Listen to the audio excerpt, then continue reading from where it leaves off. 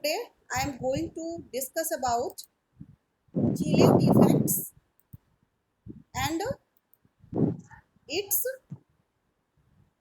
thermodynamic origin. Thermodynamic. Thermodynamic origin. The chelate effect or chelation may simplify by defined as an equilibrium reaction between the complexing agent and a metal ion characterized by the formation of two or more bonds between metal and the complexing agent resulting in the formation of a ring structure including the metal ion. इस 3 line में जो चीज़ें लिखी बताई गई हैं उसका मतलब ये है कि चिलेट इफेक्ट या चिलेशन क्या होता है. सिंपली इसको डिफाइन कर सकते हैं कि कोई मेटल सेंटर में हो और मेटल के थ्रू मेटल का जब इक्विलिब्रियम में रिएक्शन हो लिगेंड से इक्विलिब्रियम रिएक्शन हो लिगेंड के बीच में और मेटल के बीच में, तो वो लिगेंड किस तरीके से मेटल से जुड़ता है, ठीक है, किस तरीके से जुड़ता है. एक बॉन्ड से जुड़ रहा है, 2 बॉन्ड से जुड़ रहा है, 6 बॉन्ड से जुड़ रहा है, 4 बॉन्ड, जितने भी बॉन्ड से जुड़ रहा है वो उसके बारे में मैंने इसके पहले डिस्कस कर चुकी हूँ मैं. तो वो जितने जितने भी बॉन्ड से जुड़ता है, किस तरीके से जुड़ता है, क्या उनके बीच इक्विलिब्रियम होता है और जुड़ने के बाद जो स्ट्रक्चर बनता है तो वो एक कॉम्प्लेक्सिंग एजेंट बन जाता है, मतलब एक कॉम्प्लेक्स तरह का स्ट्रक्चर. ऐसे एक ही मेटल से 6 लिगेंड जुड़े हुए हैं या 3 लिगेंड जुड़े हुए हैं, पूरा उसको बिल्कुल केस की तरह बना करके जुड़े हुए हैं. उनकी बॉन्डिंग, उनके स्ट्रक्चर, उनके शेप, इन सब चीज़ों का जो इफेक्ट होता है उसके थ्रू एक कॉम्प्लेक्सिंग एजेंट बनता है. उससे क्या होता है, resulting in the formation of a ring structure including the metal ion. और इससे क्या होता है, मेटल आयन को लेते हुए उसको इंक्लूड करते हुए एक रिंग का फॉर्मेशन हो जाता है. तो इस प्रोसेस को चिलेशन कहते हैं, इस इफेक्ट को चिलेटिंग इफेक्ट कहते हैं. ओके, अब हमको इसके थर्मोडायनेमिक ओरिजिन के बारे में पढ़ना है. ये चिलेट तो हम बता चुके थे पहले भी. अच्छा, the term chelate was first propose by Morgan and Drew in 1920. ये बहुत पुरानी बात नहीं है, 1920 की ही बात है जो चिलेट के बारे में बात की गई वहाँ पर. और ये देखिए, ये है लिगेंड, पॉपुलर चिलेटिंग एजेंट्स. ये क्या है, ये आपने देखा EDTA, ethylene डाईएमीन, ethylene CH2CH2 NH2NH2 और ये मेटल, ये बहुत ही पॉपुलर लिगेंड है, ठीक है. ये क्या है, ग्लाइसिनेटो अनसिमेट्रिकल. आपको यहाँ 2 एग्जाम्पल दिखाए गए हैं, एक तो सिमेट्रिकल है लिगेंड और एक अनसिमेट्रिकल लिगेंड है. ये तो आप लोगों को पता होगा सिमेट्रिकल और अनसिमेट्रिकल क्या होता है. तो ये 2 लिगेंड्स हैं जो बहुत ही पॉपुलर हैं और दोनों डिफरेंट तरीके के हैं, इसलिए दोनों का एक एक एग्जाम्पल यहाँ पे शो किया गया है. अच्छा, अब आते हैं चिलेट. आपने चिलेट समझ लिया और चिलेशन समझ लिया. अब इनके कैरेक्टरिस्टिक फीचर्स की बात करते हैं. Chelate complex generally have 2 melting points and are soluble in the organic solvents. ये बड़ा 2 नहीं, सॉरी, no melting points. ये बहुत इंटरेस्टिंग लाइन है. जो चिलेट कॉम्प्लेक्स होते हैं, मतलब कि मेटल हो और उनको चारों तरफ से लिगेंड ने घेर रखा हो. मोटे मोटे तौर पे आप ऐसे समझ सकते हो कि मेटल चारों तरफ से लिगेंड से घिरा हो और रिंग फॉर्मेशन बन जाए. ये ज़्यादा मैटर करता है. ये नहीं मैटर, वो चिलेट कॉम्प्लेक्स नहीं होगा जो मेटल 6 तरह के या 6 बॉन्ड से जुड़ा हो अलग अलग लिगेंड से. रिंग फॉर्मेशन होना चाहिए, वो होता है चिलेशन. ओके, अच्छा, रिंग फॉर्मेशन कैसे होगा, तो कम से कम उसको बाइडेंटेट तो होना ही पड़ेगा. ऐसा लिगेंड हो जो एक मेटल से 2 बॉन्ड बनाए, तभी तो वहां पर रिंग फॉर्मेशन होगा. तो ये क्या होते हैं, जनरली लो मेल्टिंग पॉइंट होते हैं, बहुत ही जल्दी ये ब्रेक हो जाते हैं, पिघल जाते हैं और soluble in the organic solvents. और ये ऑर्गेनिक सॉल्वेंट्स में सॉल्युबल होते हैं. ये इनकी बहुत मतलब पॉइंटेबल कैरेक्टरिस्टिक है. बहुत इजीली आप इनको समझ सकते हैं कि चिलेशन के थ्रू बने हुए जो कॉम्प्लेक्स होते हैं वो बहुत जल्दी लो मेल्टिंग पॉइंट होते हैं, इसलिए इनको अधिकतर देखो प्रैक्टिकल लेबोरेटरी में देखते समय ये सोचना चाहिए कि इसको ओवन में रख के छोड़ नहीं देना है, ये नहीं कि इनको ड्राई करने के लिए ओवन में छोड़ दिया और पता चला कि वहीं पिघल के स्वाहा हो गया, ऐसा नहीं करते हैं इसको। अच्छा, अब लिगेंड का टाइप क्या होगा, ये मैंने आपको बताया हुआ है पहले भी। स्ट्रक्चर ये देखो, ये इथिलीन डाइअमीन ही है, एन एन है, 2 पॉइंट है जुड़ने के लिए। इनको ऐसे भी लिखा जाता है, इस तरीके से भी लिखा जाता है शॉर्टकट फॉर्म में। ये देखिए, अब इथिलीन डाइअमीन कैसे जुड़ता कैसे है कोबाल्ट के साथ। Structure of chelate complex of cobalt plus 2 with the bidentate ligand. देखिए कोबाल्ट प्लस 2 इथिलीन डाइअमीन के साथ कैसे जुड़ा है, एक लिगैंड है और दो दो बॉन्ड बना के जुड़ा हुआ है। ये है रिंग फॉर्मेशन, ठीक है, ये 3 रिंग बन रही हैं इसमें, इसलिए इनको चीलेट कॉम्प्लेक्स कहेंगे। Ligand can be bidentate, tridentate और even hexadentate, but it must have more than one donor sites to form a chelate. ये बात मैंने पहले ही बोली है, the ligand should be more than one donor sites, एक से ज्यादा डोनर साइट होना चाहिए। मोनोडेंटेट लिगैंड होगा तो that will not involve in the formation of चीलेट complexes. Okay, अब आप देखिए यहाँ पे कुछ स्ट्रक्चर्स हैं, ये structure of complex tridentate ligand, ये ट्राइडेंटेट लिगैंड है और 1 2 3 साइड्स हैं, ये देखिए इस तरीके से जुड़ रहा है, ठीक है। एक ही लिगैंड है जो 3 बॉन्ड बना रहा है कोबाल्ट के साथ। अच्छा, यहाँ पे कुछ और एग्जांपल दिए गए हैं, try ethylene tetraammine, try ethylene tetraammine, ये देखिए, ये आपको यहाँ पे एग्जाम्पल दिखाए गए हैं कि कितने सारे साइट्स हो सकते हैं बॉन्डिंग के लिए, जितने साइट्स होंगे वो उसी तरीके से उतने ही साइड से जुड़ेंगे। हाँ, ये भी हो सकता है कि कहीं कहीं बाइंडिंग ना हो, कहीं कहीं एमीन फ्री रह जाए या कोई ऐसा बाइंडिंग साइट फ्री रह जाए, वो कैसे डिपेंड करेगा, किस पर डिपेंड करेगा, वो डिपेंड करेगा कि जो चिलेशन के थ्रू जो कॉम्प्लेक्स बन रहा है उनका स्ट्रक्चर कैसा है, वो उनका शेप कैसा है, वो स्टेबल है या नहीं है, उस पर भी चीज़ें डिपेंड करती हैं। चलो ये रहा इथिलीन डाइअमीन टेट्राएसीटेट, ये भी एक बहुत इंपॉर्टेंट, ये हेक्साडेंटेट लिगेंड है, इथिलीन डाइअमीन टेट्राएसीटेट। अब देखो डाइअमीन टेट्राएसीटेट, 2 अमीन है और 4 एसीटेट है, तो ये 4 ये और 2 ये 6 डोनर साइट्स एक साथ एक मेटल से बॉन्ड बनाते हैं, मतलब कि एक ही लिगेंड मेटल को 6 बॉन्ड से जोड़ देता है इस तरीके से, ठीक है। तो ये हेक्साडेंटेट लिगैंड है और ईजीटीए बहुत इंपॉर्टेंट एंड बहुत ही ज़्यादा फिजिबल यूज़ करने वाला लेबोरेटरी में यूज़ किया जाता है, ये ऐसा लिगैंड है। चलो पहले तो हमने टाइप ऑफ उसकी चिलेशन की बात की, अभी स्टेबिलिटी की बात करते हैं। जो chelating agent binds with metal centre of suitable size formally, ये बात पहले भी बताई है मैंने जब सॉफ्ट एसिड सॉफ्ट बेस की बात समझाई थी कि कोई भी चिलेटिंग एजेंट मेटल से बाइंड करता है तो अपने साइज के हिसाब से ही दोस्ती करता है वो डोनर से, ऐसा नहीं कि मेटल का साइज बहुत छोटा है और डोनर एटम बहुत बड़ा है उसके साथ वो बाइंड कर ले, नहीं कर पाता है, ठीक है। ये देखिए, ये देखिए, ये Fe का आपको अमोनिया के साथ मोनोडेंटेट लिगैंड है तो ये नॉन चीलेट कॉम्प्लेक्स है, ये लेस स्टेबल है, इसको ध्यान से देखना, नॉन चीलेट कॉम्प्लेक्स है, लेस स्टेबल है। और ये क्या है भाई, ये फिनाइल इथिलीन है, फिनाइल इथिलीन है, ट्राई इथाइल फिनाइल इथिलीन, मतलब ये फिनाइल इथिलीन है, दो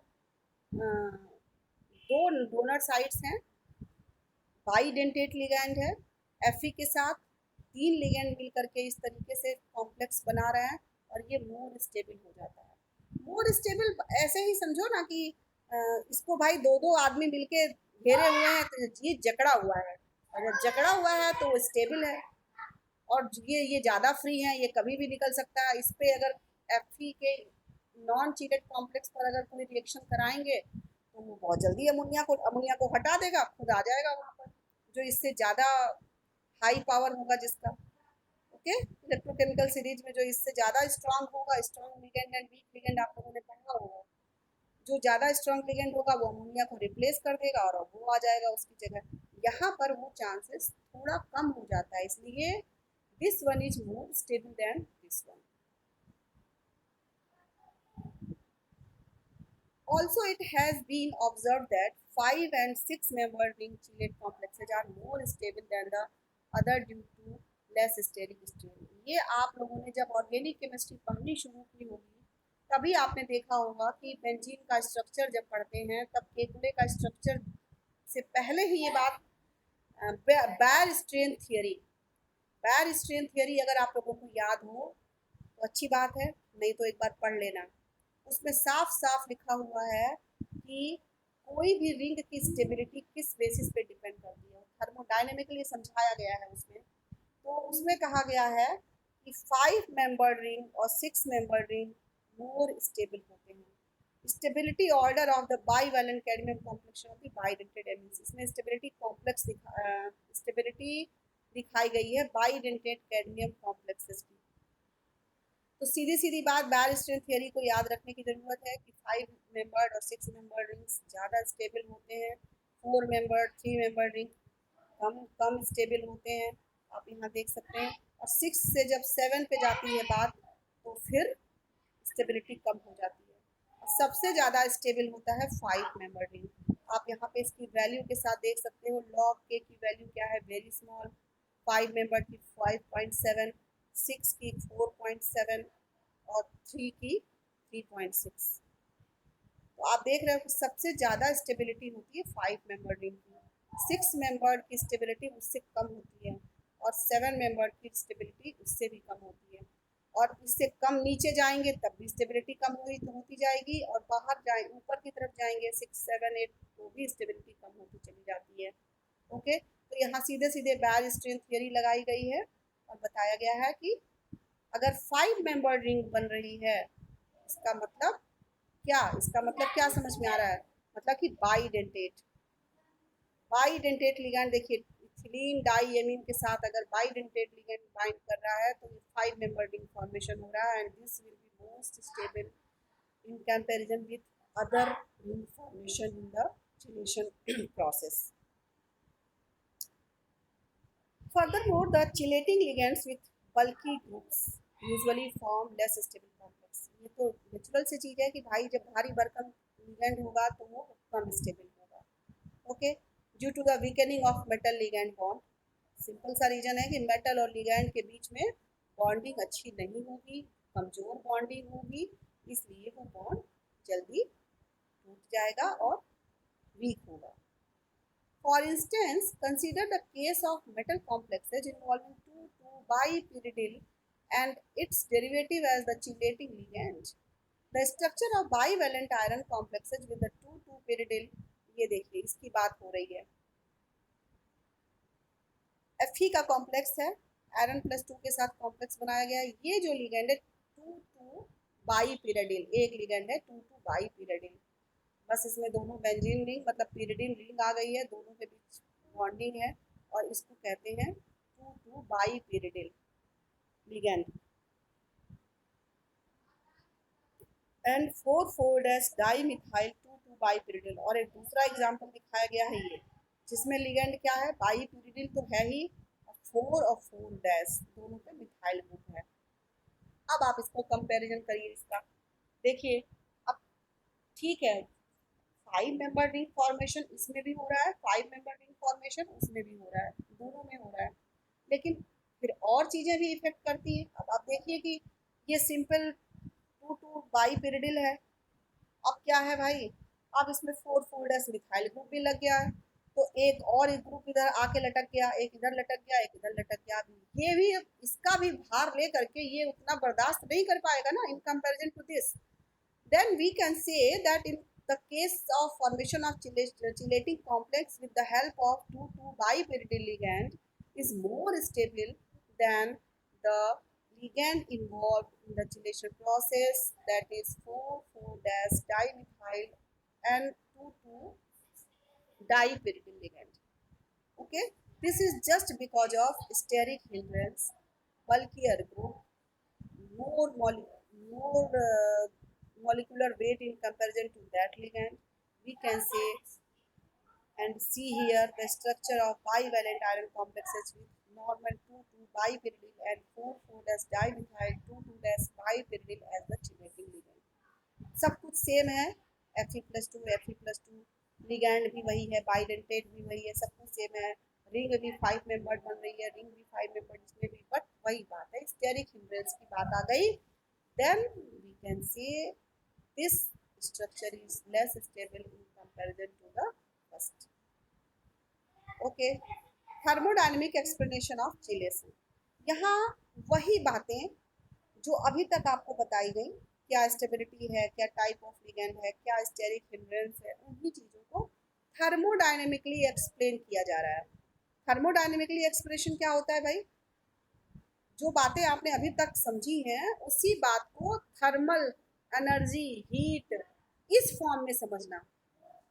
okay, the principal driving force of the chelation phenomena is the stability gain arising from the, ये जो इक्वेशन है ना, ये आपको the free energy change for a general reaction is given by. Free energy क्या होती है? Gives free energy, heat enthalpy minus t delta S.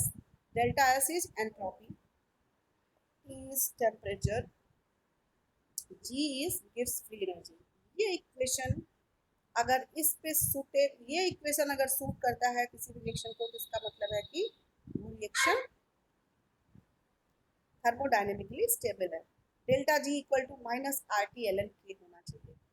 Okay,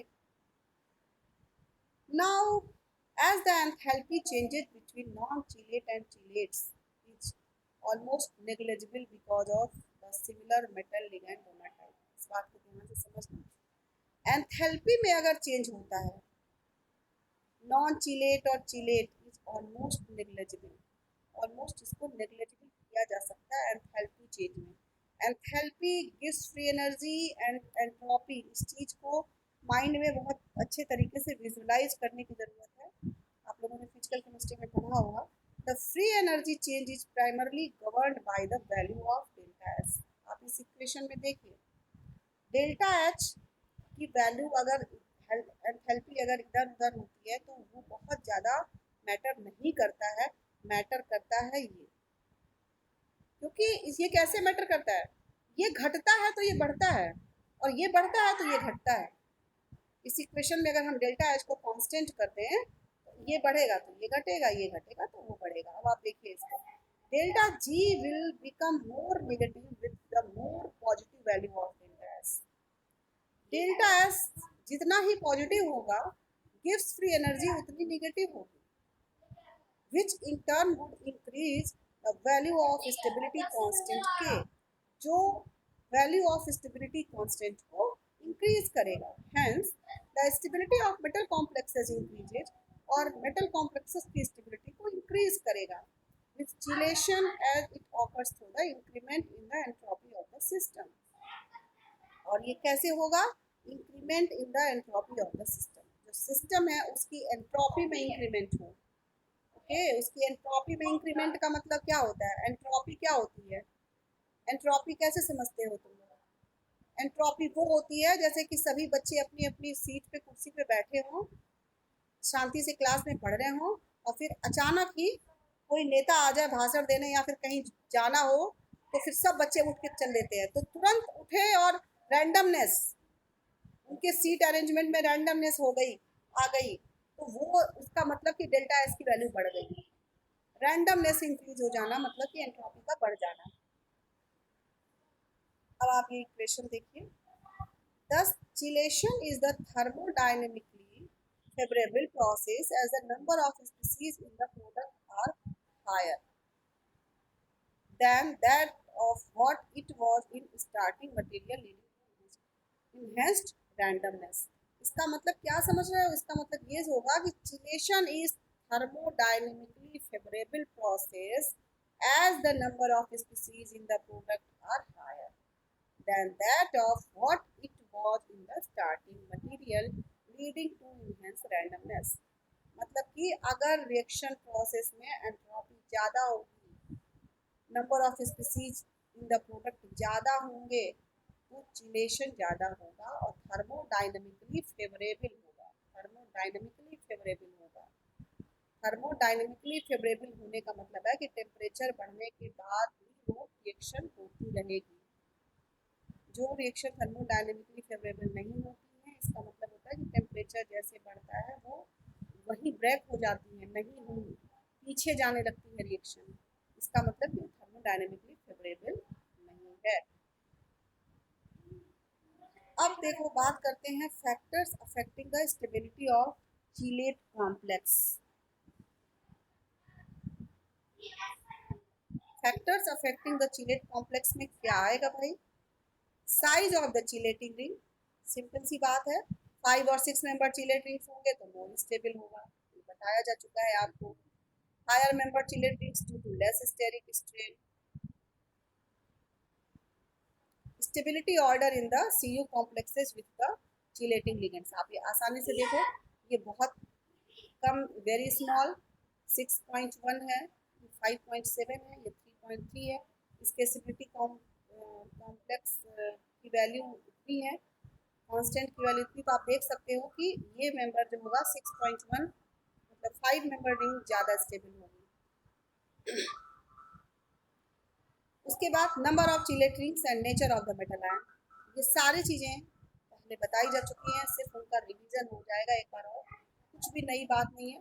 it has been observe that number of donor sites increases, अगर number of donor sites increases, number of donor sites, अगर number of donor sites बढ़ेंगे, stability of metal chelates also increases. You know this very well. Bidentate से tridentate होगा, मतलब कि 2 से 3 हो गए डोनर साइट्स, तो स्टेबिलिटी जो कॉम्प्लेक्स बनेगा उसकी स्टेबिलिटी ज़्यादा होगी, सीधी सीधी बात है। ये इसको एक टेबल में दिखाया गया है, यहाँ अमोनिया है, यहाँ इथिलीन डाइमीन है, यहाँ ट्राइमिन, सबका बढ़ता चला जा रहा है, ठीक है। अच्छा, अब रेजोनेंस इफेक्ट की बात होती है। Resonance effect, the resonance stabilization of the chelate rings also enhances complex stability. Complex stability में अगर रेजोनेंस इफेक्ट देखने को मिल रहा है तो वो उस कॉम्प्लेक्स के स्ट्रक्चर को और ज़्यादा स्टेबल बना देता है। कैसे बना देता है? जैसे आप देखिए, ये एसीटेट है, ठीक है, ये COO है, ये चिलेट किया हुआ है। अब यहाँ पे ये इलेक्ट्रॉन एक बार इधर आता है तो ये उधर चला जाता है, फिर ये इधर आता होगा तो ये उधर चला जाता होगा। इस तरीके से इस पूरे रिंग में एक रेजोनेंस डेवलप हो रहा है, और जब रेजोनेंस डेवलप हो रहा है इसका मतलब कि इधर इलेक्ट्रॉन का जो डिस्ट्रीब्यूशन है ये होमोजीनियस है, और जब इलेक्ट्रॉन का डिस्ट्रीब्यूशन होमोजीनियस होता है इसका मतलब ये होता है कि वो रिंग ज़्यादा स्टेबल है, और जब रिंग ज़्यादा स्टेबल है तो इसका मतलब होता है कि ये कॉम्प्लेक्स भी ज़्यादा स्टेबल होगा। ओके, एसिटाइल एसीटोनेट एनायन है। ओके, ये 4th पॉइंट से now I am going to stop this recording